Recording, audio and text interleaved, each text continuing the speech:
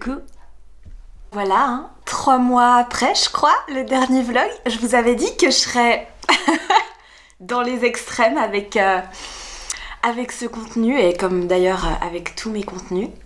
Et là, je sais pas, j'avais la vibe de vous retrouver et vous repartager un petit peu 2-3 trucs de mon quotidien. Donc là, on est lundi matin. Maintenant, au niveau de notre organisation avec David, le dimanche soir, c'est lui qui garde Eden chez lui. Du coup, moi, vers 17-18h, je rentre chez moi et j'ai ma soirée pour moi toute seule. Je dors chez moi et puis le lundi matin, seule aussi, je récupère Eden à 15h30 chez mes parents parce qu'ensuite, du coup, David le dépose chez mes parents. Et donc en général le lundi matin j'ai 1 à 2 coachings et puis si j'ai l'énergie, la vibe, je vais m'entraîner forcément et puis sinon voilà, je fais un petit peu comme bon me semble selon ce que j'ai envie de faire à ce moment-là. Donc voilà, là on est lundi matin 27 mars et puis je me suis réveillée, je mets pas de réveil. Je me suis réveillée vers 7h30, 8h moins quart, j'ai tiré mon lait, je me suis préparé mon petit déj et puis là j'ai coaching à 9h30. Trop hâte de retrouver ma cliente, on a eu un premier rendez-vous la semaine dernière et elle a envie de continuer. Donc en fait là elle va se lancer dans l'expérience mensuelle avec moi. J'en ai jamais parlé encore sur YouTube. C'est un nouveau format que j'ai mis en place parce que jusqu'ici j'ai testé plein de choses au niveau de ma manière d'accompagner les gens à travers leur chemin d'expérimentation de leur design. Et puis jusqu'ici je voyais les gens sous forme de rendez-vous d'1 heure et puis on avait un rendez-vous et X temps plus tard on se revoyait, etc. Et j'avais vraiment envie de créer un format où on pouvait rester vraiment en contact entre les rendez-vous. Et donc maintenant, j'ai créé cette expérience mensuelle dans laquelle on a 2 rendez-vous sur le mois comme je faisais habituellement. Donc on se voit sur Zoom et puis on discute en direct de la situation de votre choix du moment. Et puis entre deux, vous avez la possibilité de continuer de me poser vos questions, de me partager vos victoires, de me partager les résistances qu'il y a pour vraiment vous permettre d'intégrer et d'incarner ce qu'on se dit pendant les rendez-vous et d'aller plus loin parce qu'il n'y a vraiment aucune limite en fait par rapport au sujet qu'on peut aborder, que ce soit au niveau de ce que vous vivez dans votre vie personnelle, dans votre vie professionnelle, que ce soit des passages d'une situation à une autre, que ce soit une décision que vous avez à prendre et puis vous n'êtes pas sûr que ce soit votre autorité qui vous donne le feu vert ou bien est-ce que c'est votre mental ou inversement. Donc vraiment votre design c'est vous, donc en fait tous les sujets qui vous préoccupent et où vous n'êtes pas sûr d'être connecté à votre autorité, on peut les aborder ensemble et ça permet vraiment de renforcer ça. Et moi mon but en fait en accompagnant les personnes, c'est que au terme de notre accompagnement, vous soyez beaucoup plus autonome dans votre manière d'être vous-même tout simplement et de kiffer ça. Et puis peut-être aussi d'impacter à plus large échelle les personnes qui vous entourent et notamment si vous êtes parents, ça c'est vraiment quelque chose qui me tient énormément à cœur de pouvoir accueillir ces nouveaux petits êtres sur cette terre en leur donnant la possibilité d'être le plus eux-mêmes possible sans intervenir dans leur fonctionnement en fait et en les laissant être qui ils sont tout en continuant nous-mêmes à être qui on est. Voilà, c'est ça qui m'anime énormément. Voilà. Si vous avez envie d'expérimenter la reconnexion de votre design à mes côtés, je vous mets le lien de l'expérience mensuelle dans la barre de description. Il y a toujours la possibilité pour les personnes qui ont déjà juste envie de tester ce que ça fait que d'être coachée par moi, de le faire via le rendez-vous d'1 heure et puis au terme du rendez-vous de décider d'investir dans l'expérience mensuelle, ou alors de juste dire moi les rendez-vous comme ça ponctuellement ça me convient, donc de le faire comme ça, ou alors de dire en fait ça m'a trop pas convenu, on va s'arrêter là. Et c'est parfait comme ça. Donc je vous mets tout ça dans la barre d'infos. Je vais me préparer pour mon coaching et puis je vous retrouve tout à l'heure. Coaching terminé. C'était trop cool. On démarre ce mois d'expérience ensemble et j'ai trop hâte de voir ce que ça va donner au bout de quelques semaines, parce que je sens déjà qu'il y a des transformations qui se mettent en place. Bref. Qu'est-ce que je vais faire maintenant? Je vais aller changer ma lessive et je vais aller m'entraîner. Et je vous retrouve après.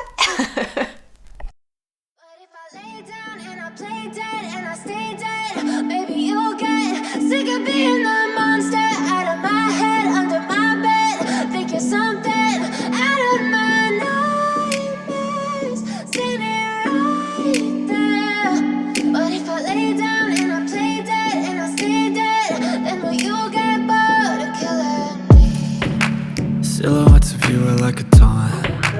Never really know just what you want. With you I don't ever feel calm. I can feel the sweat inside my palms. Play with me like cats and a string. You don't understand the pain it brings. You don't ever wanna give me wings. You don't ever wanna set me free. You know I'm addicted to you, and it's twisted, you've been gifted with the evil voodoo. Got me coming back for more, even when I've been screwed. Dolls full of pins, pierce my heart straight through. I got issues in my head, I like you in my bed, but you keep me on red. Oh, everything is like a test, I better not text or I'll come off desperate. But if I lay down and I play dead and I stay dead, baby you'll get sick of being the monster out of my head, under my bed, thinking something out of my nightmares, standing right there. But if I lay down and I play dead and I stay dead, then will you get bored of killing me? So if I play dead, will you regret everything that you did, that you said? I don't think you understand what you're doing, and my heart's black and blue from the bruising. I feel like when I'm with you I'm losing. I feel like you think that this amusing, sitting there gaslighting and confusing. Was it me? Is it me? Am I deluded? I'm the one who's always sorry, the conclusion. Even though I offer all of the solutions, I wish you loved me like I love you, it's stupid. When I'm alone with you I never feel lucid. I wish I wasn't struck by Cupid. I wish when I first saw you I knew this. When I'm with you I feel so useless, I feel diluted, my heart's been wounded. Silhouettes of you are like a taunt. Never really know just what you want. With you I don't ever feel calm. I can feel the sweat inside my palms. Play with me like cats and a string. You don't understand the pain it brings. You don't ever wanna give me wings. You don't ever wanna set me free. Back de l'entraînement, je pensais pas, mais j'ai pu vous filmer 2-3 trucs. J'ai fait des deadlifts, ça m'a fait un petit rappel jambes de mon entraînement de l'autre jour. Ça m'a chauffé le dos, comme ça après j'ai fait le dos. Et puis je vous ai pas filmé, j'ai fait après encore plusieurs exercices pour les épaules. Je sais pas si vous entendez ma machine tourner, j'espère pas. C'était cool, mais je pense que Eden et moi on a dû avoir le Covid la semaine dernière. Au début j'ai cru qu'il faisait ses dents parce qu'il a eu un peu de fièvre le week-end d'avant, et puis il était vraiment pas très bien, il a beaucoup dormi. Je me suis dit bon, en plus ça devient tout blanc par ici. Et puis au final moi aussi j'ai été vraiment pas bien, j'ai été un jour au fond du lit, de la fièvre, etc. Et là du coup je me suis réentraînée ce week-end et aujourd'hui, et je sens qu'au niveau du souffle et au niveau de l'état général, je l'ai déjà eu 2 fois le Covid, et je sens que c'est pas autant que les dernières fois, mais il y a un peu de ressemblance. Donc je me demande si si on l'a pas eu. Voilà, bon, c'est la vie. Je me suis acheté une bonne salade de crudités. Je vais rajouter des petits trucs. Et je suis trop contente parce que le soleil est de retour. Donc là, il est 13h. Donc je vais pouvoir passer plus de 2 heures sur mon balcon. Ça va être magique. Ah du coup là, je vais me mettre un petit podcast. Je vais retirer mon lait. Comme ça, après, je suis tranquille. J'ai 2-3 petits trucs administratifs à faire. Des petites commandes. Je vous dirai quoi. Et puis répondre à mes clients sur l'expérience mensuelle. Et voilà, me laisser porter. C'est cool, on y va.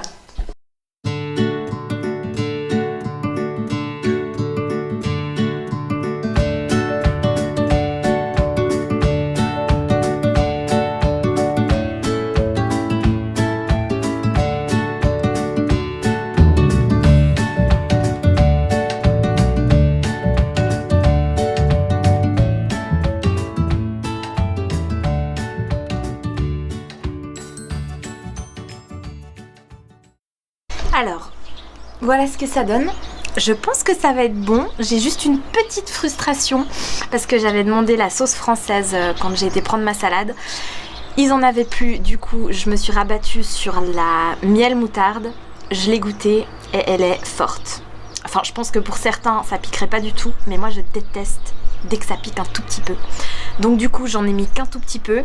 Je prends ma bouteille d'huile d'olive pour compléter. Plus d'huile d'olive. Voilà, il y a des jours comme ça, c'est pas grave. Je pense que ça va quand même être bon, donc je vais me régaler. J'étais en train de réfléchir en mangeant. En fait, ça c'est vraiment un truc. Pour moi, c'est pas possible de manger quelque chose qui ne me plaît pas gustativement. Et je suis hyper sélective au niveau de mes goûts avec ma digestion close taste. Et en fait, j'ai des exemples des fois qui me reviennent de moments de ma vie où j'ai préféré ne pas manger pendant plus d'une demi-journée parce que les options qui étaient à ma disposition, rien que de les voir, ça aussi c'est un truc qui fait partie de ma digestion, juste en voyant les choses, j'ai même pas besoin de les goûter pour savoir si ça va me plaire ou pas. Et donc j'ai des exemples de fois où je regarde le truc et je me dis mais je vais prendre aucun plaisir. Et je sais qu'il y a des personnes où le côté nutritif, j'ai besoin de remplir mes batteries à ce moment-là, va prendre le dessus, alors que moi il en faut, enfin mes limites sont plus larges à ce niveau-là de, en fait moi d'abord vraiment c'est le plaisir, et bon c'est clair que je vais pas non plus me laisser crever si vraiment, mais je préfère attendre que de manger un truc qui va me satisfaire à moitié et où mon corps va simplement pas pouvoir l'assimiler de la bonne façon. Voilà.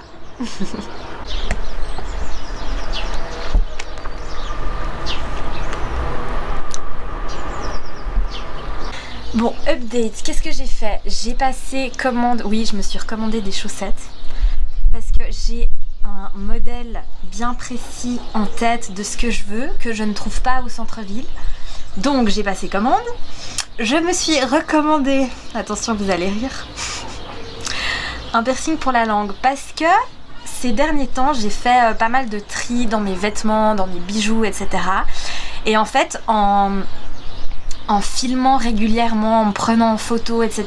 depuis plus de 3 ans maintenant, je me rends de plus en plus compte de des couleurs qui me vont bien, ou en tout cas que je trouve qui me vont bien, et des couleurs que je peux plus me voir en peinture et que je ne veux plus avoir dans ma garde-robe. Donc voilà, j'ai fait tout un tri. Et au niveau des bijoux, j'avais jusqu'ici un mélange entre les bijoux couleur argentée et les bijoux couleur dorée. La conversation quoi. Et en fait je me rends compte que j'ai de plus en plus envie de ne porter plus que des bijoux dorés. Donc j'ai refait tout mon petit stock là sur mes oreilles. Mon nez j'ai changé aussi.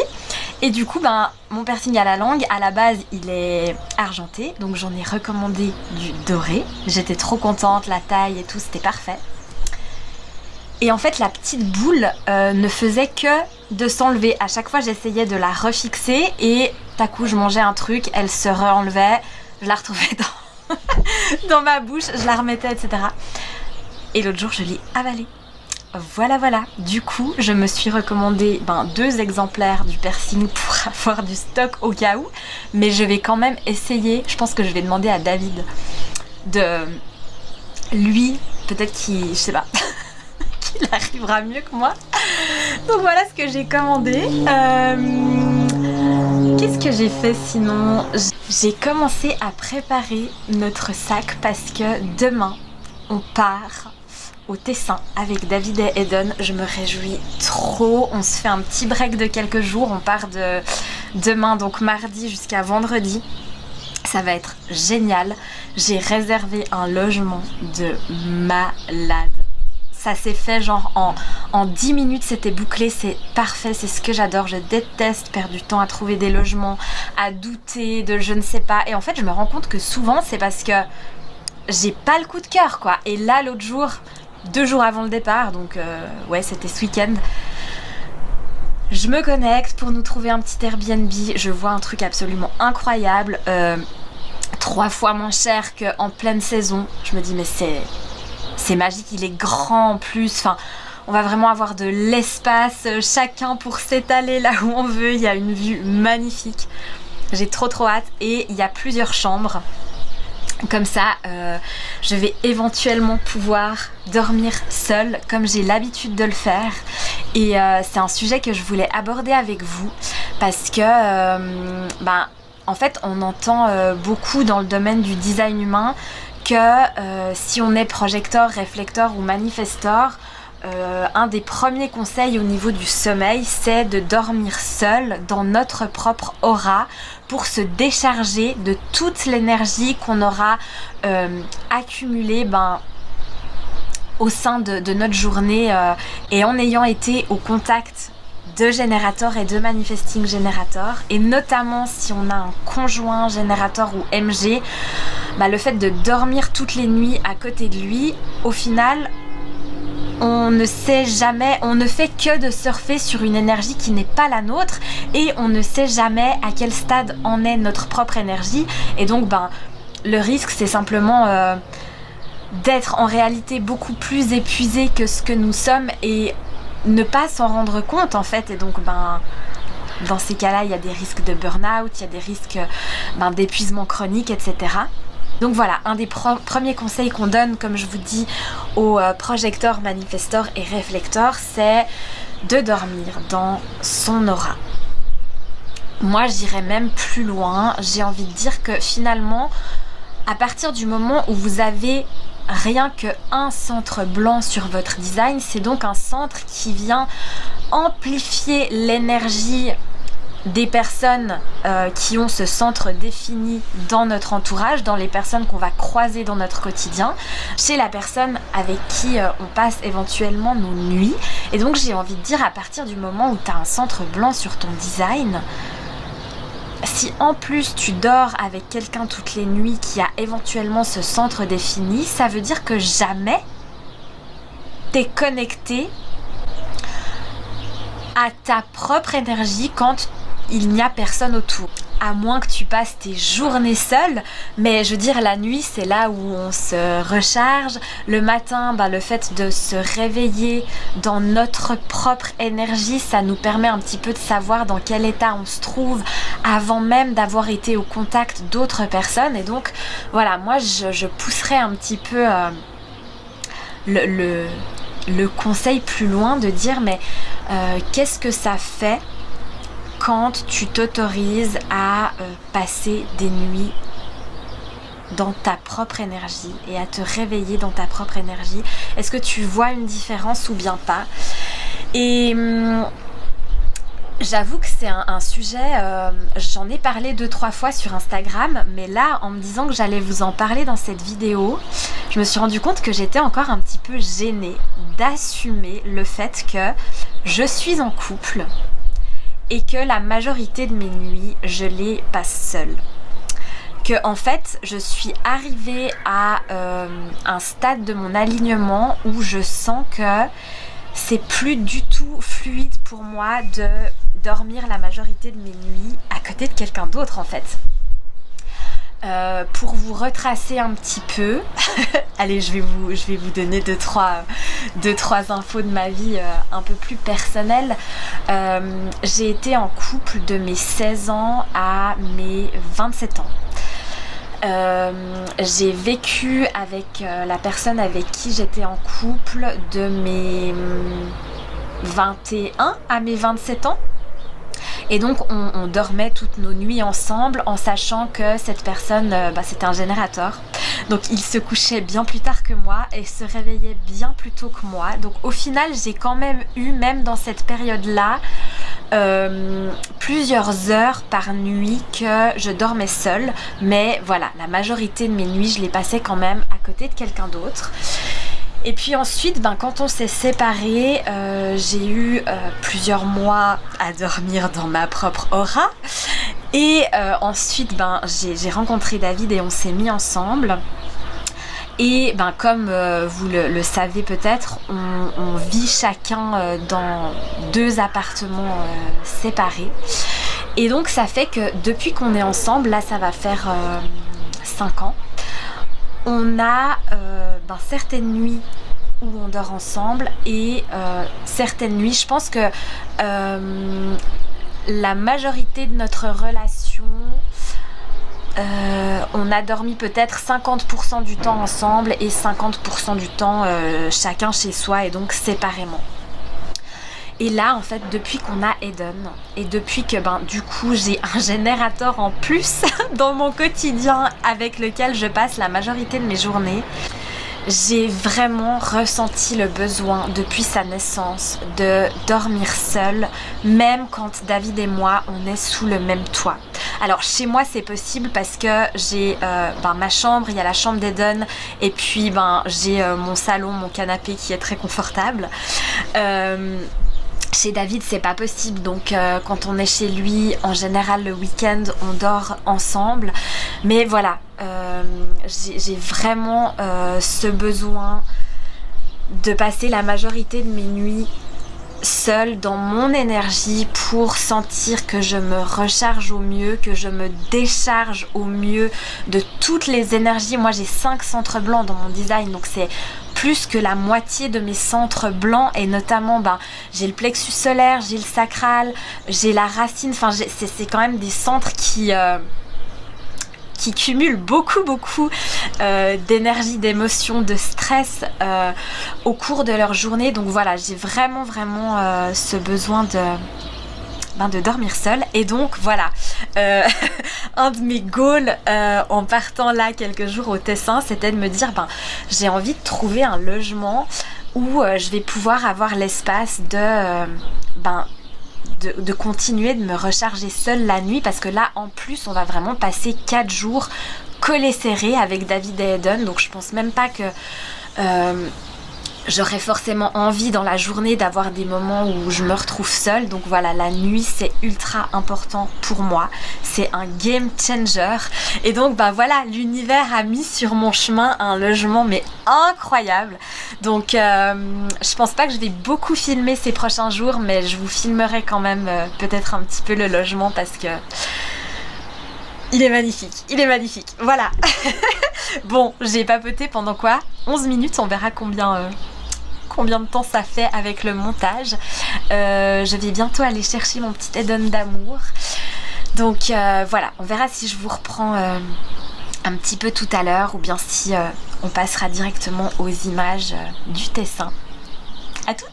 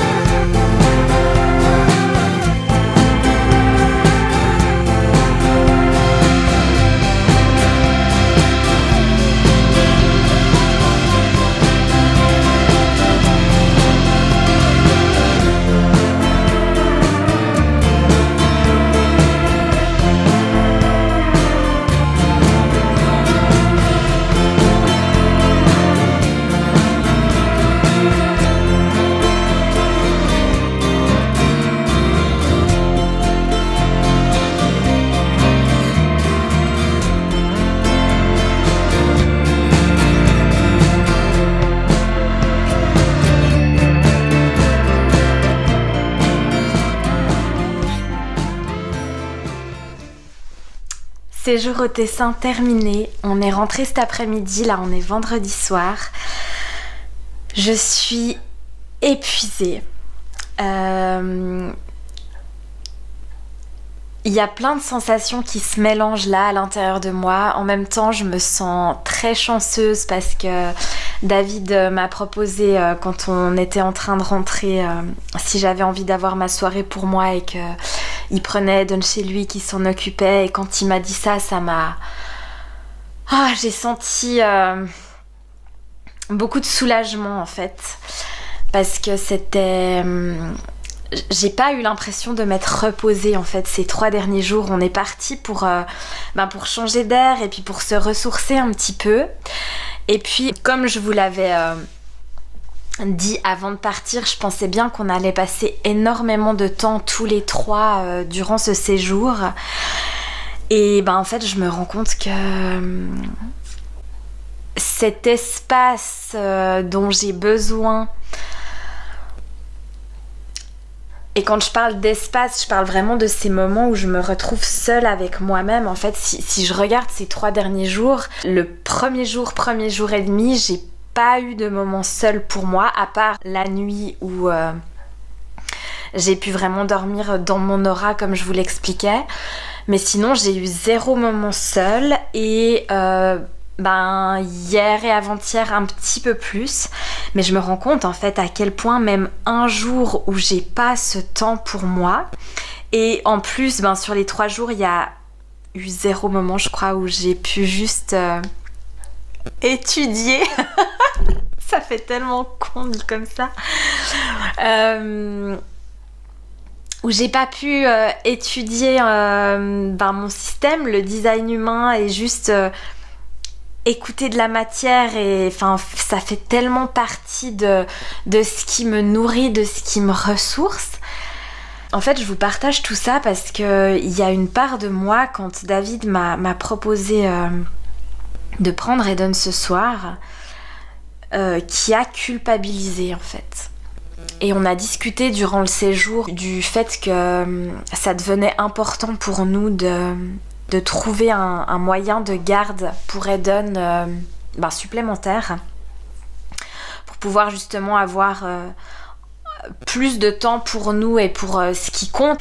Et en fait, quand je vous dis tout ça, je sens que j'ai vraiment besoin d'accueillir les sensations qui me traversent et de les partager avec vous.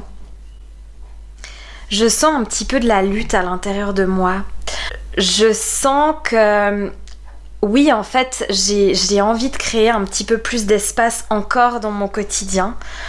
Et en même temps, il y a une part de moi qui me juge, en fait, de ça, qui se dit, mais donc tu veux passer encore moins de temps avec ton enfant, et alors que je l'aime tellement, mon Eden, mais vraiment...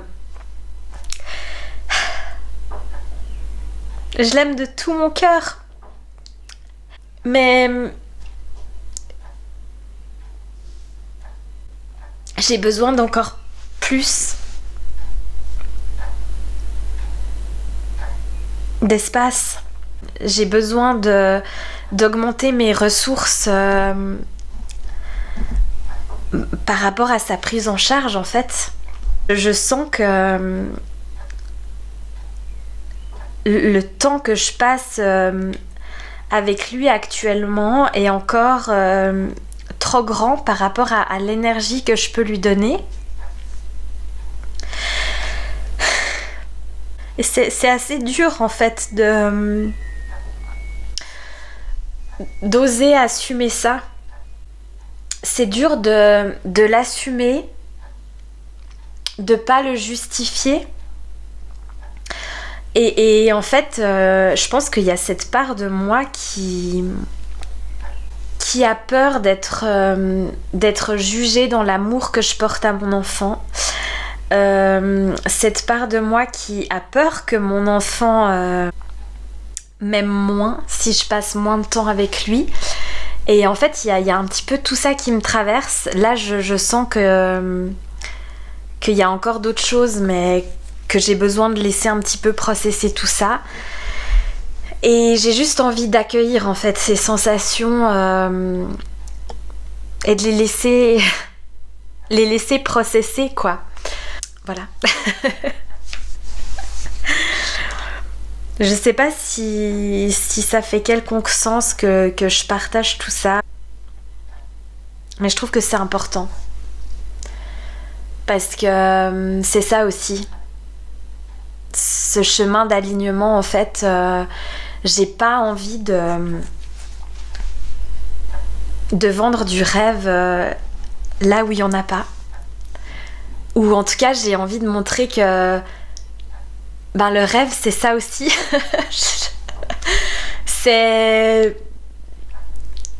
C'est toutes ces étapes en fait qui font que je me sens plus humaine que jamais. Plus moi-même que jamais. Et c'est beau quoi. Et là je suis en train de vous tourner cette vidéo sur mon canapé. Dehors c'est un peu la tempête. Et j'ai accepté d'avoir cette soirée pour moi. Et de la vivre pour ce qu'elle est.